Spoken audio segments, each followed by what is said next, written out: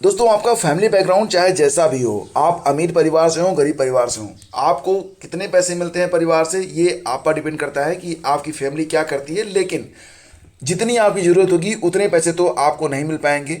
यानी कि अगर आप खुद पैसे अर्न नहीं करते हैं, खुद नहीं कमाते हैं, तो बस काट छाट की ज़िंदगी चलती है और काफ़ी दिक्कतों का सामना हमें करना पड़ता है। तो ये तो कहने वाली बात हो गई कि हमारा फैमिली बैकग्राउंड बड़ा स्ट्रांग है। आपको खुद से अर्निंग करनी पड़ेगी अगर आप इकोनॉमिकली फ्रीडम में रहना चाहते हैं तो। गवर्नमेंट जॉब के बारे में बात करें तो ये अब एक दूर का ढोल प्रतीत होती है, क्योंकि प्रोसेस काफ़ी लंबा होता है। एक अनार 100 बीमार वाली स्थिति होती है। और अगर हम प्राइवेट सेक्टर में भी जाएं तो वहाँ पर भी जो जॉब्स हैं बहुत ही कम है, वहाँ पर भी स्थिति कुछ ऐसी ही दिखाई देती है। लेकिन फ्रेंड्स, इसीलिए आपको वहाँ पर भी प्रयास करना चाहिए जहाँ पर सीटें कम होती हैं, क्योंकि सीटें कम देखकर बहुत सारे लोग आवेदन ही नहीं करते हैं और कई बार ऐसी जगहों पर मतलब बहुत कम एफर्ट में आपको जॉब मिल जाती है। अगर आप टीजीटी के लिए जॉब खोज रहे हैं और अगर आपकी उम्र जो है वो 21 से 35 साल के बीच में है, ठीक है, और ये गणना होगी 1 मई 2024 को, तो आप 38,000 रुपये महीने आपको मिलेंगे। टीजीटी की पोस्ट है और इसके लिए देखो कई सारी पोस्ट है, आप देख सकते हैं। टीजीटी मैथमेटिक्स की पोस्ट है, इसके अलावा टीजीटी सोशल साइंस की पोस्ट है, ठीक है, और इसके अलावा अगर आप देखेंगे तो टीजीटी जनरल साइंस की पोस्ट है। हालांकि सारी पोस्ट मैं आपको बता दूं कि 1 साल के कॉन्ट्रैक्ट पर है, लेकिन कॉन्ट्रैक्ट जो है वो बढ़ भी सकता है अगर आप अच्छा पढ़ाते हैं तो। वार्ड बॉय की पोस्ट है और पदों की संख्या भी काफ़ी कम है, ये भी बता देता हूँ। 100 रुपये फीस आपको देनी पड़ेगी। अगर आप चाहें तो आवेदन कर सकते हैं। टीजीटी में अगर आप आवेदन करना चाहते हैं फ्रेंड्स, तो यहाँ पर फिजिक्स, केमिस्ट्री और मैथमेटिक्स के साथ जनरल साइंस में अगर आपने बीएससी किया हुआ है फिजिक्स केमिस्ट्री मैथ से, तो आप आवेदन कर सकते हैं। बीएड और सीटीईटी का पेपर सेकेंड, ठीक है, ये आपके पास होना चाहिए। तो ये ध्यान दीजिएगा आप लोग कि बीएड है प्लस सीटीईटी का सेकेंड पेपर क्वालिफाई है, तब आप यहाँ पर आवेदन कर सकते हैं। हालांकि सीटों की संख्या कम है, मैं ऑलरेडी बता चुका हूँ। टीजीटी मैथमेटिक्स में भी कुल मिला के 1 सीट ही है, जनरल की सीट है ये, इस पर सभी लोग आवेदन कर पाएंगे। तो bachelor degree with at least 50% mark in mathematics as a subject in aggregate. तो यहाँ पर जो एसेंशियल क्वालिफिकेशन उसमें यही दिया गया है कि अगर आपने बैचलर में मैथमेटिक्स पढ़ा हुआ है, 50% अंक है, तो आप यहाँ पर आवेदन कर सकते हैं। सैलरी सबकी सेम रहेगी, 38,000 रुपये महीना आपको मिलेगा। लेकिन सभी के लिए यहाँ पर बीएड और सीटीटी का सेकेंड पेपर क्वालिफाई माना गया है, ठीक है। टीजीटी सोशल साइंस में वही है कि graduate with 2 subjects out of history, political science, economics, sociology and geography. इनमें से कोई भी 2 विषय से आप स्नातक पास हों, बीएड हो प्लस सीटीटी का सेकंड पेपर पास हों। उम्र सीमा बता चुका हूँ आपको कि 35 साल तक की उम्र सीमा जो है वो कैलकुलेट की जाएगी। और जनरल साइंस के बारे में बता चुका हूँ कि अगर आप फिजिक्स केमिस्ट्री मैथ से बीएससी हैं तो आप यहाँ पर आवेदन कर सकते हैं। बीएड और सीटीटी सेकंड पेपर आपसे मांगा गया है। वार्ड बॉय के लिए शुड है पास्ड मैट्रिकुलेशन आर इक्विवेलेंट, मतलब 10वीं पास हैं तो आप यहाँ पर आवेदन कर सकते हैं। 25,000 रुपये पर मंथ आपको सैलरी मिलेगी। वैकेंसी कहाँ से आई है? तो वैकेंसी आई सैनिक स्कूल सतारा से। और आवेदन कैसे करना है? तो आवेदन जो है आपको बाई पोस्ट करना है। लास्ट डेट ध्यान दीजिएगा कि लास्ट डेट इसकी जो है वो 25 अप्रैल है, तो जल्दी से आवेदन कर दीजिएगा। और यहाँ पर आपको जो फीस देनी है वो डीडी के माध्यम से देनी है, यानी कि 100 रुपये की डीडी बनाकर फॉर्म के साथ आपको भेजना होगा। एक एनवलप पर 30 रुपये का आपको पोस्टेज स्टैंप लगाकर भी भेजना होगा। लास्ट डेट जो है वो 25 अप्रैल है। डेट ऑफ एग्जामिनेशन तो हो सकता है कि अगर अभ्यर्थी ज़्यादा होंगे तो इंटरव्यू या एग्ज़ाम हो सकता है, ये क्लियर नहीं है। वेन्यू ऑफ एग्जामिनेशन क्या रहेगा? तो सैनिक स्कूल सतारा महाराष्ट्र में ही आपका जो है एग्ज़ाम या इंटरव्यू लिया जाएगा। और separate application required for different post, तो अगर आप अलग अलग पोस्ट पर आवेदन करना चाहते हैं तो सेपरेट आवेदन आपको करना पड़ेगा। और ध्यान दीजिएगा ईमेल वगैरह से जो एप्लीकेशंस हैं वो एक्सेप्ट नहीं होंगे। और ये पूरा फॉर्मेट है। और ये जो पीडीएफ है ये मिल जाएगी आपको हमारे टेलीग्राम चैनल स्टडी विद ज्ञान प्रकाश पर। साथ ही साथ आपका जो व्हाट्सएप चैनल है, अगर आपने अभी तक ज्वाइन नहीं किया है स्टडी विद ज्ञान प्रकाश का, तो दोनों का लिंक वीडियो के डिस्क्रिप्शन में है, जाकर ज्वाइन कर लीजिए। दोनों ही जगहों पर मैं ये पीडीएफ आप लोगों के लिए सेंड कर दूंगा, ठीक है, तो ज्वाइन कर लीजिएगा। आगे बढ़ते हैं फ्रेंड्स। दोस्तों, बीएड 2024-25 का और जो सेशन वर्तमान में रनिंग में आने वाला है, जिसके लिए ऑनलाइन आवेदन की जो प्रक्रिया है वो शुरू है। मतलब बात कर रहे हैं हम यहाँ पर बीएड के एंट्रेंस एग्ज़ाम 2024 के बारे में।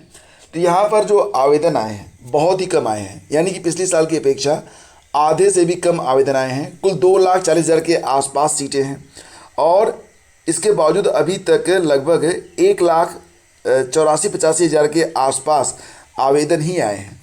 तो बीएड के प्रति लोगों का जो रुझान है वो तेज़ी से कम हो रहा है, क्योंकि बीएड जो है वो प्राइमरी से बाहर किया जा चुका है और जो नई वैकेंसी जाएंगी उसमें बीएड को अवसर नहीं मिलेगा। तो दोस्तों ऐसी कंडीशन बन रही है कि अब जो छात्र हैं उनका रुझान तेज़ी से डीएलएड की ओर जा रहा है।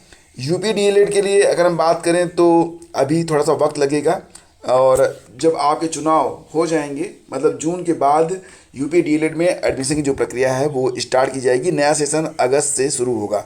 निश्चित रूप से जो अभ्यर्थी यहाँ पर वेट कर रहे हैं वो जैसे बीएड करें या डीएलएड करें, तो मुझे लगता है कि इस बार डीएलएड में काफ़ी मारामारी होने वाली है, सीटें लगभग फुल रहेंगी। और बीएड में तो इस बार बहुत सारे कॉलेज ऐसे भी हैं जो कि मतलब बहुत कम ही चांसेज हैं कि उनकी सीटें जो है वो भर पाएंगी। और बीएड के जो कॉलेजेस हैं वो परेशान भी चल रहे हैं। मैं खुद ही विजिट करता हूँ कभी कभी इन कॉलेजों में, तो जो मैनेजर वगैरह होते हैं वो काफ़ी परेशान हैं कि उनको बच्चे नहीं मिल रहे हैं। देखो फ्रेंड्स, यहाँ पर मैं डिस्कशन ये करना चाहता हूँ कि वर्तमान समय में बीएड बेहतर है या फिर बीटीसी या डीएलएड बेहतर है। तो फ्रेंड्स अगर हम बात करें जैसे बीएड के बारे में, तो बीएड जो है वो पीआरटी से बाहर हो चुका है। यानी कि अगर पीआरटी के लिए आप बीएड कर रहे हैं तो पीआरटी के लिए तो आप बीएड ना ही करें इस साल तो बेहतर है, क्योंकि अब बीएड पीआरटी में बैक होगा या नहीं होगा कोई नहीं जानता, कोई कुछ कह नहीं सकता। तो फिलहाल अब पीआरटी के लिए बीएड करना ये तो बेवकूफ़ी साबित होगी। इसके बाद फ्रेंड्स बात करें तो टीजीटी और पीजीटी में दोनों में ही बीएड जो है मांगा जाता है। और बीएड अगर आप अच्छा टीजीटी पीजी जो वैकेंसीज होती हैं ये अलग अलग स्टेट से भी, जैसे कि एनवीएस, केवीएस, DSSB, तो इसकी जो सैलरी होती है वो भी बेहतर होती है। और साथ ही साथ बीएड के बाद अगर आप एमएड कर लें तो एमएड करने के बाद आप नेट दे सकते हैं या फिर आप पीएचडी में एनरोल हो सकते हैं नेट के बाद या उससे पहले भी जो प्रक्रिया होती है। तो इसके बाद आप डिग्री कॉलेज में जो असिस्टेंट प्रोफेसर की पोस्ट होती है उस पर भी अप्लाई कर सकते हैं। साथ ही साथ कुछ और भी पद आते हैं, जैसे कि खंड शिक्षा अधिकारी का जो पद होता है उस पर भी बीएड एलिजिबल रहता है। तो मिला जुला की स्थिति ये बनती है कि बीएड अगर आप करते हैं तो आपको लगभग हर साल बड़ी संख्या में जो है वैकेंसीज देखने को मिलती हैं। आप अपने सिर्फ स्टेट में ना रहें, अगर आप हर जगह जाएं और अगर आप अपना थोड़ा सा रोज़गार खोजने के लिए जो दायरा है उसको बढ़ा लें, तो बीएड के लिए स्कोप ऐसा नहीं है कि ख़त्म हो गया है। बीएड के लिए भी अभी भी स्कोप है। वहीं पर फ्रेंड्स जैसा कि आप लोग जानते हैं कि अगर आप ऐसी कंडीशन में डीएलएड कर लेते हैं तो डीएलएड के लिए करने के बाद आपको प्राइमरी में शिक्षक बनने का मौका मिलेगा। मतलब आप सिर्फ प्राइमरी में ही रह जाएंगे।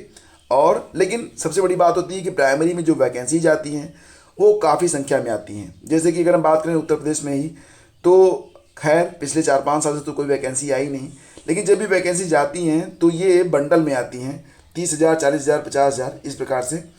इसके अलावा ऐसा नहीं है कि जो अदर स्टेट हैं वहाँ पर प्राइमरी में वैकेंसी नहीं आती हैं, अदर स्टेट में भी वैकेंसीज आती हैं। तो अब ये प्योरली आप पर डिपेंड करता है कि आप बीएड करके उच्च शिक्षा में जाना चाहते हैं, टीजीटी पीएचडी करके, या फिर आप डीएलएड करके पीआरटी में आना चाहते हैं। ये टोटल आप पर है। बीएड करने के बाद जब आप टीजीटी पीएचडी या फिर असिस्टेंट प्रोफेसर बनते हैं तो आपकी सैलरी निस्संदेह प्राइमरी शिक्षक जो बनेंगे उनकी सैलरी से ज़्यादा रहेगी। तो लेकिन ये जो डीएलएड है उसके बाद जो पीआरटी की जॉब है इसकी भी अलग सुविधाएं हैं। आप अपने घर के पास रह सकते हैं और मतलब सब मिला जुला के कहीं ना कहीं कुछ न कुछ बेनिफिट और लॉस दोनों ही चीज़ें आपको दोनों में ही देखने को मिलेंगी। तो आपको ये डिसाइड करना है कि आप उच्च शिक्षा में जाना चाहते हैं या फिर पीआरटी में जाना चाहते हैं। हर साल रेगुलर वैकेंसीज दोनों में आती हैं। आपको अपना दायरा बढ़ाना पड़ेगा। ऐसा नहीं कि आप अपने स्टेट में ही रहना चाहते हैं। तो जैसे कि अगर आप ये सोच रहे हैं कि हम डीएलएड करके यूपी में जॉब कर लेंगे तो शायद आपके लिए काफ़ी जो है ये टाइम टेकन हो सकता है, और हो सकता है कि आगे चल के आपको जॉब मिले या ना मिले। लेकिन अगर आप जैसे कि आसपास के जो स्टेट्स हैं उसमें भी जॉब करना चाहते हैं तो आपके लिए यहाँ पर अवसर जो हैं वो खुले हुए हैं। तो अवसर हमेशा बने रहते हैं। पीआरटी में वैकेंसी भी ज़्यादा आती हैं, टीजीटी पीएचडी में कहने के लिए तो वैकेंसी ज़्यादा होती हैं, लेकिन सब्जेक्ट वाइज जो वैकेंसीज आप देखेंगे तो संख्या काफ़ी कम हो जाती है। तो कई सारी चीज़ें हैं जो कि डिपेंड करती हैं कि आपको जो है बीएड करना चाहिए या फिर डीएड करना चाहिए। हालांकि इस साल बीएड के प्रति लोगों का जो रुझान है वो कम हो रहा है, बिकॉज ऑफ मुझे लगता है कि ज़्यादातर लोग जो होते हैं वो पीआरटी प्राइमरी शिक्षक भर्ती के लिए ही बीएड ज़्यादा करना प्रेफर करते हैं कि अगर ये कर लेंगे तो पीआरटी में जॉब लग जाएगी। और क्योंकि अगर टीजीटी पीजीटी असिस्टेंट प्रोफेसर के लिए लोग बीएड कर रहे होते तो जो स्थिति वर्तमान में इस साल दिखाई दे रही है वो स्थिति आपको दिखाई न देती, संख्या में कोई खास गिरावट नहीं आती, लेकिन संख्या तो आधी से कम हो गई है आवेदकों की। तो फ्रेंड्स फिलहाल तो इस पर एक डिटेल वीडियो बनाया जा सकता है, अगर आप कहेंगे तो मैं बना दूंगा, जिसमें मैं आपको बता दूंगा कि वैकेंसीज कितनी आती हैं, सैलरी कितनी होती है, जॉब प्रोफाइल क्या होती है और किस प्रकार की जॉब आप कर सकते हैं बीएड के बाद और किस प्रकार की जॉब आप कर सकते हैं डीएड के बाद, और प्राइवेट सेक्टर में भी क्या क्या संभावनाएं बनती हैं दोनों के ही सापेक्ष। प्रमोशन और भर्ती के इंतजार में प्राचार्यों के 180 पद खाली हैं। तो जानकारी मिल रही है कि जो राजकीय और अशासकीय सहायता प्राप्त महाविद्यालय हैं वहाँ पर प्राचार्यों के 180 पद खाली हैं। यह महाविद्यालय कार्यवाहक प्राचार्यों के भरोसे चल रहे हैं। राजकीय महाविद्यालयों में बीते कई वर्षों से प्राचार्य पद पर प्रमोशन के लिए डिपार्टमेंट प्रमोशन कमेटी डीपीसी की बैठक नहीं हुई है। हालात ये हैं कि प्रदेश भर में कुल 170 राजकीय महाविद्यालयों में से 130 महाविद्यालयों में अस्थायी प्राचार्य के पद खाली पड़े हैं। फिलहाल यूपी में तो शिक्षक भर्ती के लिए और प्रधानाचार्यों की भर्ती के लिए मतलब बस न्यूज ही आती है और यहाँ पर अंततः अनुपात समानुपात को सही बताया जाता है और वैकेंसी आए हुए काफ़ी वक्त बीत चुके हैं। अभ्यर्थी भी काफ़ी जो फ्रस्ट्रेट हो रहे हैं और अदर स्टेट की तरफ अब वो संभावनाओं की तलाश कर रहे हैं। यूपी बोर्ड के स्कूलों में नया सवेरा, डिजिटल ज्ञान का खुलेगा भंडार। तो यूपी बोर्ड में अब जो बच्चे पढ़ रहे हैं उनके लिए भी मतलब एक पूरा दिन का कार्यक्रम तय किया गया है, जिसमें उनसे प्रार्थना करवाई जाएगी, मोटिवेशनल क्लासेज होंगी, कैरियर काउंसलिंग होगा, तमाम चीज़ें होंगी। मतलब एक तरीके से इनको पूर्ण शिक्षा की ओर ले जाया जा रहा है। फिलहाल यहाँ पर और भी तमाम चीज़ें हैं। तो विद्यालयों की वेबसाइट भी बनवाई जाएगी। प्रदेश भर के 27,000 विद्यालय यूपी बोर्ड से मान्यता प्राप्त हैं, इसमें अधिकतर विद्यालय वित्तविहीन हैं। सभी विद्यालयों की अपनी वेबसाइट होनी चाहिए। तो तमाम चीज़ें आपको देखने को मिलेंगी। फिलहाल ये चर्चा का विषय नहीं है।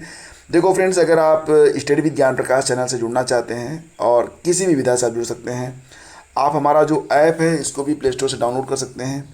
व्हाट्सएप, टेलीग्राम, फेसबुक कहीं पर भी हैं, आप हमसे कनेक्ट हो सकते हैं। हमारी वेबसाइट है studyvidgyanprakash.com। इस पर विजिट करके आप daily one liner, current affairs और रोजगार संबंधी, कैरियर, मोटिवेशन संबंधी अन्य लेख जो है वो पढ़ सकते हैं। और एक आपका दूसरा चैनल भी बनाया गया है जहां पर हम आपकी थियरी और जीएस की क्लास ऑर्गेनाइज करवाते हैं सभी प्रतियोगी परीक्षाओं के लिए। नाम है only GS master class. Subscribe कर लीजिएगा, लिंक सभी के वीडियो के डिस्क्रिप्शन में दे दिए गए हैं। तो दोस्तों आज की वीडियो में बस इतना ही। Thank you so much for watching the video.